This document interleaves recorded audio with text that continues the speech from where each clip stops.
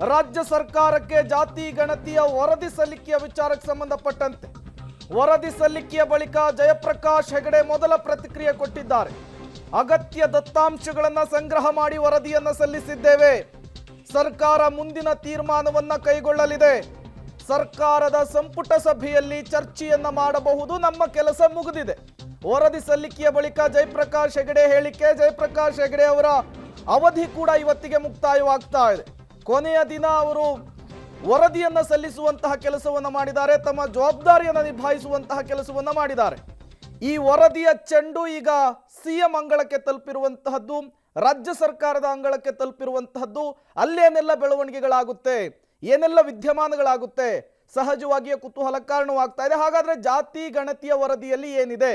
ಸರ್ಕಾರಕ್ಕೆ ಜಾತಿ ಗಣತಿಯ ವರದಿ ಸಲ್ಲಿಕೆ ಆಗಿರುವಂತಹದ್ದು. ವರದಿಯ ಪ್ರಕಾರ ರಾಜ್ಯದಲ್ಲಿ ದಲಿತರ ಸಂಖ್ಯೆ ಹೆಚ್ಚಿರಬಹುದು ಅಂತೇಳಿ ಹೇಳಲಾಗ್ತಾ ಇದೆ. 14-15ರಲ್ಲಿ ಏನು ರಾಜ್ಯದಾದ್ಯಂತ ಜಿಲ್ಲಾಧಿಕಾರಿಗಳ ನೇತೃತ್ವದಲ್ಲಿ ಸುಮಾರು 1,33,000 ಟೀಚರ್ಸು ಮತ್ತೆ ಅಧಿಕಾರಿಗಳು ಸೇರಿ 1,60,000 ಅಧಿಕಾರಿಗಳು ಏನು ದತ್ತಾಂಶವನ್ನು ಸಂಗ್ರಹ ಮಾಡಿದ್ದಾರೆ. ಅದರ ಆಧಾರದ ಮೇಲೆ ನಾವು ವರದಿಯನ್ನು ತಯಾರು ಮಾಡಿ ಈಗ ಮುಖ್ಯಮಂತ್ರಿಗಳಿಗೆ ಸಲ್ಲಿಸಿದ್ದೇವೆ. ಹಿಂದೆ ಅದು ಸಂಗ್ರಹ ಮಾಡುವಾಗ ಮಾನ್ಯ ಕಾಂತರಾಜ್ ಅವರ ಅಧ್ಯಕ್ಷರಾಗಿದ್ದರು. ಆಗ ಅವರಿಗೆ ವರದಿ ಸಲ್ಲಿಸಲಿಕ್ಕೆ ಬೇರೆ ಬೇರೆ ತಾಂತ್ರಿಕ ನಾವು ವರದಿಯನ್ನು ಬರೆದು ಈಗ ಮುಖ್ಯಮಂತ್ರಿಗಳಿಗೆ ಕೊಟ್ಟಿದ್ದೇವೆ.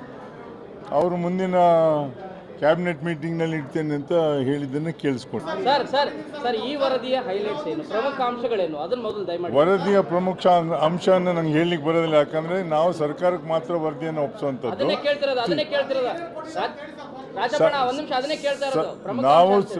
ನಾವು ವರದಿಯನ್ನು ಸರ್ಕಾರಕ್ಕೆ ಒಪ್ಪಿಸ್ತೇವೆ.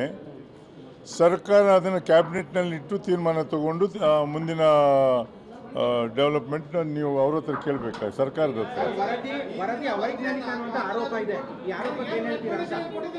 ಅಲ್ಲ, ಅವೈಜ್ಞಾನಿಕ ಅಂತ ಹೇಳಲಿಕ್ಕೆ ಯಾರು ಹೇಗೆ ಲೀಕ್ ಆಗೋದು? ಅದು ಅಲ್ಲ, ಲೀಕ್ ಆಗಿದ್ರೆ ಒಂದೆರಡು ಅಂಶ ಏನೋ ಲೀಕ್ ಆಗ್ಬೋದು. ಎಂಟೈರ್ ರಿಪೋರ್ಟ್ ಓದ್ದೇನೆ ಅನ್ಸೈಂಟಿಫಿಕ್ ಅಂತ ಹೇಳೋದು ಹೇಗೆ ಅಂತ ನನ್ನ ಪ್ರಶ್ನೆ. ಇಲ್ಲ, ಮೂಲ ಪ್ರತಿ ನಾಪತ್ತೆ ಆಗಿಲ್ಲ ಅಂತ ಹೇಳಿಲ್ಲ ನಾವು. ಹೌದು, ಅವತ್ತು ಈಗ ನಾವೇ ಪ್ರತ್ಯೇಕ ಬರೆದಿದ್ದೇವಲ್ಲ, ಅದರಿಂದ ಅದರ ಅಗತ್ಯತೆ. ಇದೇ ವಿಚಾರಕ್ಕೆ ಸಂಬಂಧಪಟ್ಟಂತೆ ಮತ್ತಷ್ಟು ಡೀಟೇಲ್ಸ್ ಅನ್ನು ಕೊಡ್ತಾರೆ ನಮ್ಮ ಪ್ರತಿನಿಧಿ ಸುಖೇಶ್. ನೇರ ಸಂಪರ್ಕದಲ್ಲಿ ಜಾಯ್ನ್ ಆಗಿದ್ದಾರೆ.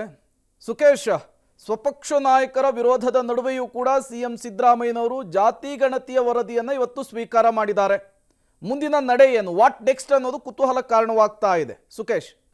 ಖಂಡಿತ ಹೌದು. ಯಾಕಂದರೆ ಪ್ರೇಮ್, ಮೊದಲನೇದಾಗಿ ಕಾಂಗ್ರೆಸ್ನಲ್ಲೂ ಕೂಡ ಕೆಲವು ಸಮುದಾಯ, ವಿಶೇಷವಾಗಿ ಒಕ್ಕಲಿಗ ಮತ್ತು ಲಿಂಗಾಯತ ಸಮುದಾಯದ ನಾಯಕರುಗಳ ವಿರೋಧ ಇತ್ತು. ಯಾವ ಕಾರಣಕ್ಕೂ ಕೂಡ ಈ ವರದಿಯನ್ನು ಸ್ವೀಕರಿಸಬಾರ್ದು, ಇದು ವೈಜ್ಞಾನಿಕವಾಗಿ ತಯಾರಾಗಿರುವಂಥ ವರದಿಯಲ್ಲ, ಇದರಲ್ಲಿ ಸಾಕಷ್ಟು ಲೋಪಗಳಿದೆ ಅನ್ನೋದು. ಅದು ಎಲ್ಲೋ ಒಂದು ಕಡೆ ರಾಜ್ಯದ ಪ್ರಮುಖ 2 ಸಮುದಾಯಗಳು ಅನಿಸ್ಕೊಂಡಿರುವಂಥ ಸಮುದಾಯಗಳ ಅಂಕಿ ಸಂಖ್ಯೆಯಲ್ಲಿ ವ್ಯತ್ಯಾಸ ಆಗಬಹುದು ಅನ್ನುವಂಥ ಕಾರಣಕ್ಕೆ ವಿರೋಧವನ್ನು ವ್ಯಕ್ತಪಡಿಸ್ತಾ ಇದ್ದಾರೆ ಎನ್ನುವಂಥ ಮಾತುಗಳು ಕೂಡ ಕೇಳಿಬಂದಿತ್ತು. ಈ ಪರ ವಿರುದ್ಧವಾಗಿ ಸಮುದಾಯದ ನಾಯಕರು, ಮಠಾಧೀಶರು ಸೇರಿದಂತೆ ಎಲ್ಲರ ವಿರೋಧದ ಹೊರತಾಗಿಯೂ ಕೂಡ ಈಗ ವರದಿ ಸ್ವೀಕಾರ ಆಗಿದೆ. ವರದಿ ಸ್ವೀಕಾರ ಆದ ಕೂಡಲೇ ವರದಿ ಬಹಿರಂಗ ಆಗುತ್ತೆ ಅಂತ ಹೇಳಲಿಕ್ಕೆ ಸಾಧ್ಯ ಇಲ್ಲ. ಇದಕ್ಕೆ ಕ್ಯಾಬಿನೆಟ್ನಲ್ಲಿ ಚರ್ಚೆ ಆಗಬೇಕು, ಅಪ್ರೂವಲ್ ಪಡೆಯಬೇಕು, ಸರ್ಕಾರ ಇದನ್ನು ಟೇಬಲ್ ಮಾಡಬೇಕು. ಹೀಗೆ ಸಾಕಷ್ಟು ಪ್ರೊಸೀಜರ್ಗಳು ಇನ್ನೂ ಕೂಡ ಬಾಕಿ ಇದೆ.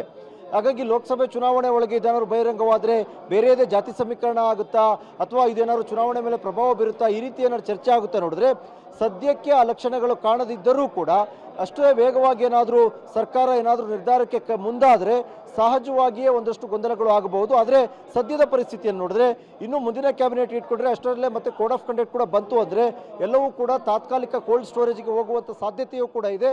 ಹಾಗಾಗಿ ಸದ್ಯಕ್ಕೆ ಇದು ಬಹಿರಂಗ ಆಗೇ ಬಿಡುತ್ತೆ ಅಂತ ಹೇಳುವ ಪರಿಸ್ಥಿತಿ ಇಲ್ಲ. ಆದರೆ ವಿರೋಧವಂತೂ 2 ಸಮುದಾಯಗಳು ವ್ಯಕ್ತಪಡಿಸುವ, ಅದರಲ್ಲಿ ಕಾಂಗ್ರೆಸ್ನ ನಾಯಕರುಗಳು ಕೂಡ ಇದ್ರು ಅನ್ನುವಂಥದ್ದು ಕೂಡ ಅಷ್ಟೇ ಪ್ರಮುಖವಾಗುತ್ತೆ. ಪ್ರೇಮ್.